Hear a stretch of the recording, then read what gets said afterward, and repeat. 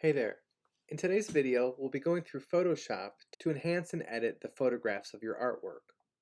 We'll be correcting distorted perspectives, cropping the image, touching up distractions like outlets, labels, or holes in the wall. We'll also be adjusting the levels and contrast and color balance. The 5 images we'll be using today include an image from an exhibition called Faculty Now that took place in the fall of 2019 at the Valade Gallery at the Taubman Center. On the right includes an image of the construction site of the Kresge Ford building in 1974. The bottom row includes 3 images, taken at the exhibition called In the Vanguard, Haystack Mountain School of Crafts, 1950 to 1969, at the Cranbrook Art Museum, that took place in the 2019-2020 year. The image on the bottom left includes the work of Ted Holman, in a piece titled Screen, 1958, which includes materials like dyed acrylic and wool yarn. The work titled 13 Acres by Jean Stamsta of 1966 includes a double weave of wool and rayon. On the bottom right, the work by Trude Guillermon Perez of 1963. It's made of cotton, metallic thread, and metallic bars. Each of these images of the artworks have the potential to be improved through perspective, cropping, touching up distracting areas in the image, adjusting the levels or color balance. I'm first going to start with the image at the top left. I'm going to make a before and after image so we can compare the beginning and ending. I'm going to make a duplicate by going to Image, Duplicate.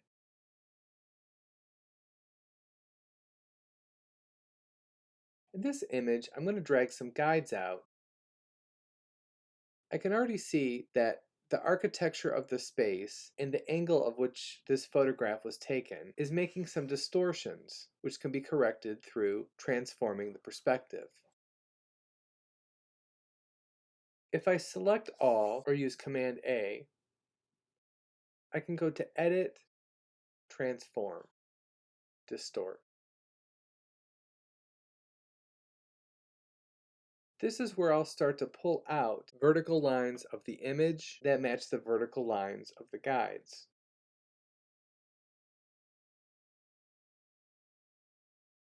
I'm also going to bring the height of the space up.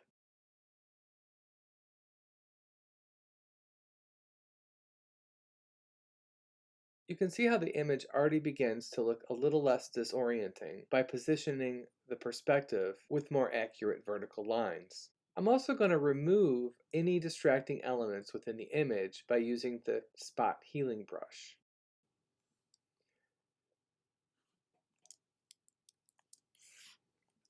This will allow me to mark over areas that have tags or spots on the wall to add a little less distraction to the space.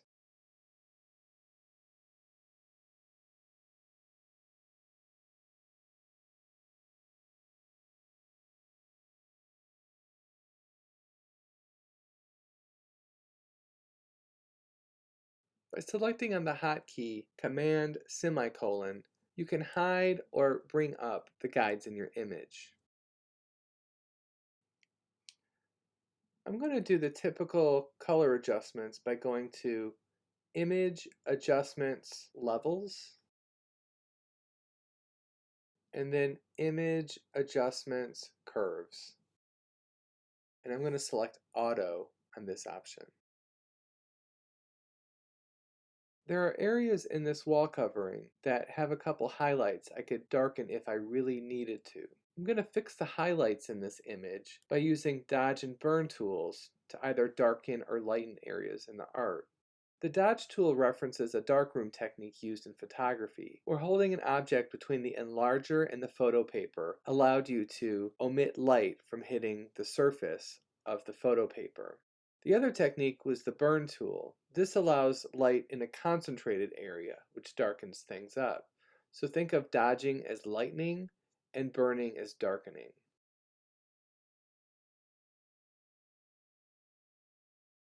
I'm also using the brackets on the hotkey to enlarge or shrink the brush size of my tool.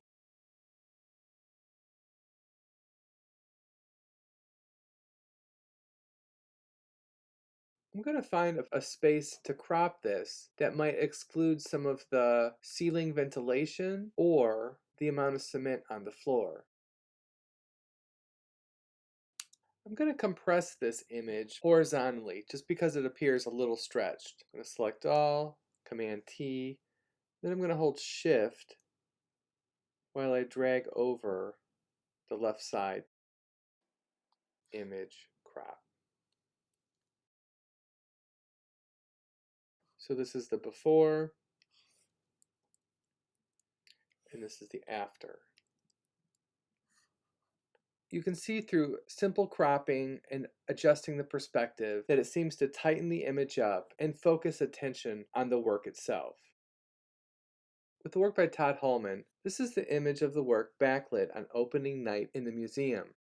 I was able to get this photograph, but I'd like to modify the perspective and free it from the framing that's surrounding the work. I'm also going to make a duplicate of this image so I can do a before and after.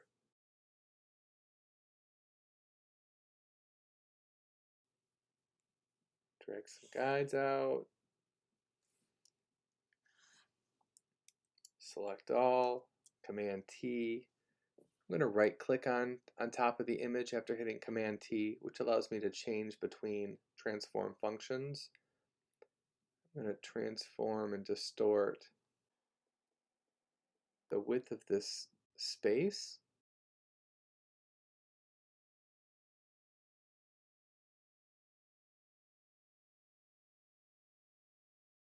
I'm also going to select around the artwork itself without the inclusion of the backlit window.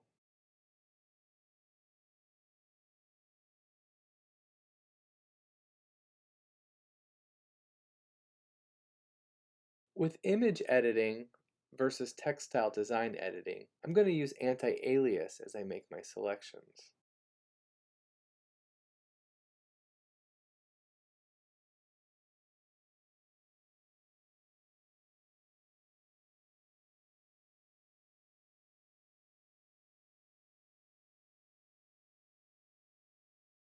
To invert my selection from selecting the inside to the outside, I'll go to Select, Inverse.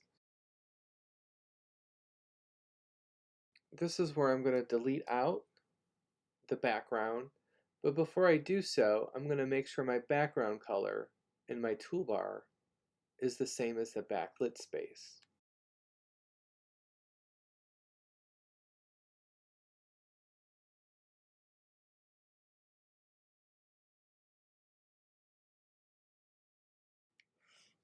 I might modify my levels throughout this process.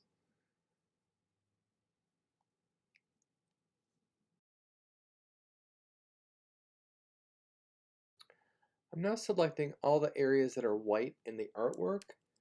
Then I'll go into levels and brighten up the background. Command L is that hotkey.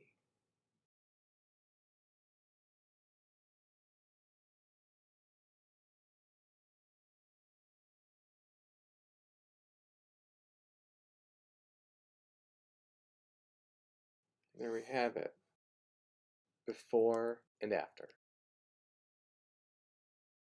With the Gene Stampsta artwork, I'm going to make a duplicate of it before I start working. Image duplicate. We can see that the highlights in the image are tinted yellow. This is due to a couple factors. One is the paint used in the gallery could be off-white. Second, it could be a combination of using a smartphone camera with artificial lighting.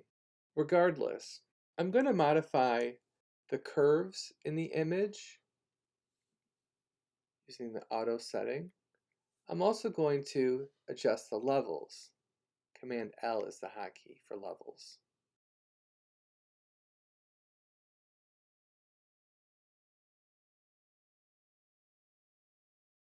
Regarding the yellow tint to the background, I'm going to go to Image Adjustments, Color Balance. Color balance is divided between RGB, red, green, blue, and CMY, cyan, magenta, yellow. Any of the balances in tone refer to the shadows, midtones, and highlights. I'm going to first adjust the highlights of the image by selecting Highlights and moving the sliders in the opposite direction in which the image is hued. In this case, I'm going to move the blue slider to the right.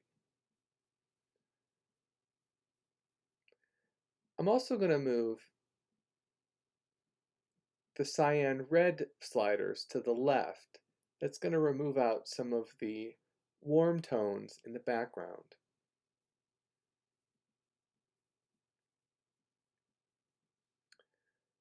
In the midtones, I'm going to make pretty much the same adjustments, making the blues a little bluer, and then maybe integrating a little bit more red just to make things more vibrant. And then under shadows, I might do the same or opposite depending on how I want the relationship between highlights and shadows to react.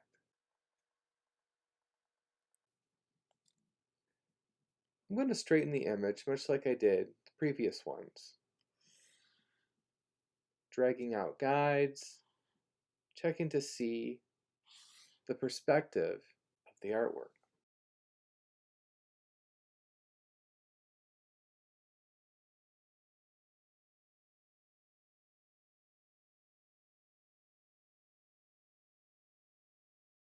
Image crop. And there you have it, before and after.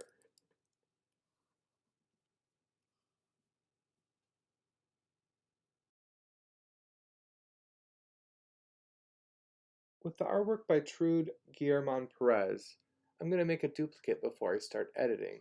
Image duplicate. Most of the work that I'll be doing in this image will be removing out the label on the bottom left and adjusting the yellow-blue hue that's in the background. I'm going to go through the common first adjustments under Image Adjustments, Curves, and then Image Adjustments, Levels. Most of the adjustments I'll be making is in the color balance.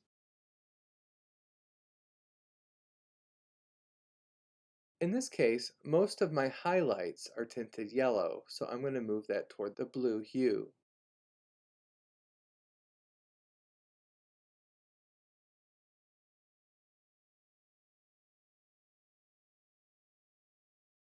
I'm going to use the spot healing brush directly on top of the label on the wall. And there you have it, before and after. The last image of the construction site of the Kresge Ford building is a little more challenging. The photograph was curled, and this is a photograph of a photograph. In addition to that, there's tears in the image, scratches, and the contrast of true blacks is lacking too.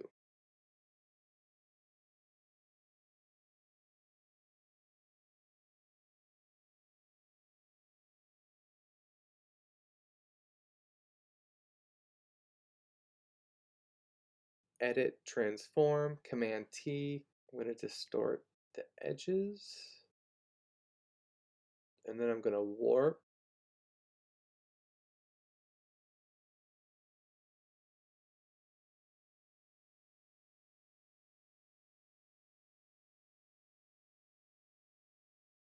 I'm going to crop the image down, which might allow me to work on the color a little bit easier, at least with the auto settings for levels and curves. Image crop.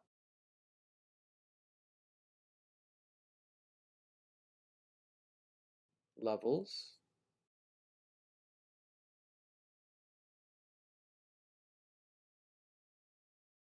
I'm also going to go to Image Adjustments, Curves.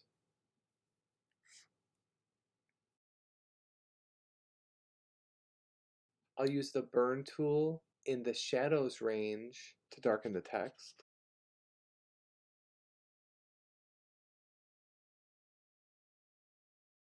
I'm also going to use the Spot Healing brush to get rid of scratches on the image, grime, tears.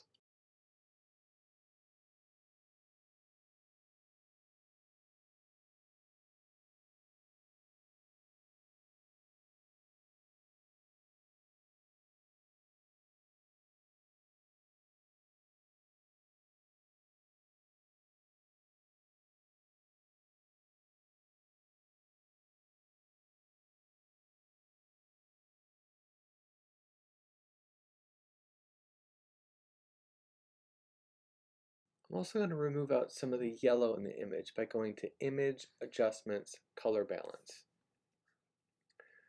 Most of these adjustments will happen in highlights.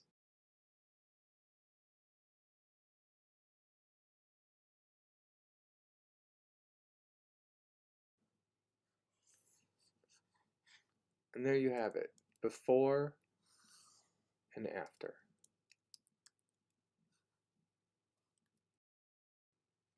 Remember to save your files as a TIFF file or PSD as a master copy, and any images that you create for your website, online entries for exhibitions, publications, or competitions, you would export that as a JPEG through File, Export, Save for Web.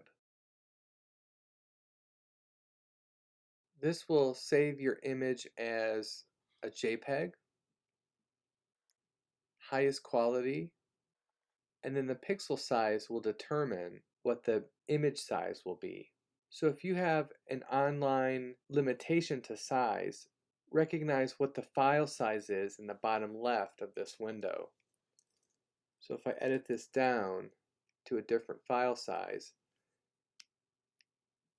it automatically will show you in the bottom left what the outcome size will be, specifically for web usage. I hope this tutorial has helped you with the process of editing your digital imagery in Photoshop.